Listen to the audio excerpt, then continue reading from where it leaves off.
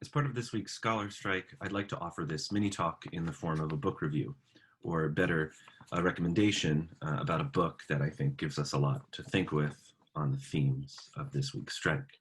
And the book I'd like to tell you about is Gerald Horne's 2019 Jazz and Justice, Racism and the Political Economy of the Music. Its author is the John J. and Rebecca Morris Professor of African American History at the University of Houston, and an incredibly prolific researcher and writer of more than, I think, 36 books. With Jazz and Justice, Professor Horne gives us a vitally important framing of jazz history, one that doesn't tell the story as a progression of influential artists or aesthetic innovations, but instead keeps its focus on the political, social, and working conditions that Black pioneers and keepers of jazz faced as they tried to live their lives and make their music.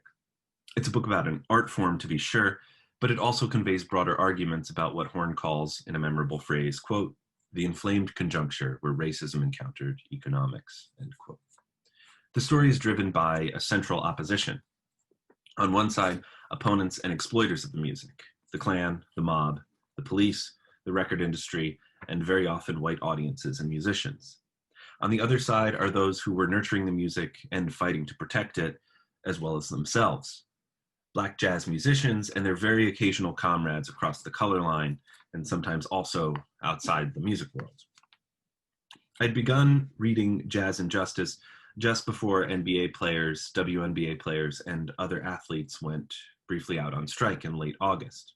And that action, led by Black athletic entertainers, immediately resonated with Horne's account of the unbroken history of Black musicians' struggles for justice. In that history, a few tactics reappear again and again. Perhaps the most common has been organizing, whether in labor unions or within social movements. Also common, particularly but not only during Prohibition, was armed self-defense, as many musicians had to play gigs with a pistol in their pocket for safety. Yet another tactic was artists founding their own record companies to circumvent the exploitation and racism of the established music industry players. Throughout Jazz and Justice, the case of Debut Records, founded by Charles Mingus, Celia Mingus, and Max Roach, comes up several times. Finally, Horne chronicles dozens of Black jazz musicians who secured themselves and their music by leaving the US for places abroad that they found more hospitable. Now for the other side of the antagonism. Here we find, of course, politicians, police, and racists of every kind who hated the music and musicians for their Blackness. But it may be the book's most interesting move, Horne lends particular focus to the numerous mobsters who ruthlessly exploited jazz and jazzers, using all the brutality characteristic of their way of life. As Horne demonstrates, from nightclubs to publishing, to records, to artist management, to casinos, the mob and its associates have held a crushing grip on the music business, which in other words means that they've turned their profit by cheating, robbing, and terrorizing musicians. These parts of the book are not only fascinating, but they're also analytically crucial. For white ethnic mobs are nothing other than ruthless accumulation machines organized by strict ethno-racial logics. In this way, they're distilled expressions of what Cedric Robinson famously called racial capitalism. And so by demonstrating the ways that mostly Italian and Jewish mobsters in particular exploited jazz in particular, Horne begins to suggest by induction how racial capitalism in general treats Black musics in general, broadening out to include even non-criminal enterprises. The constant fact of violence and exploitation in the history of the music is the book's central and essential point. Also crucial is Horne's account of the role played by the American Federation of Musicians. Repeatedly, Jazz and Justice finds the union's white leadership and its majority white rank-and-file membership failing to build true class-based solidarity.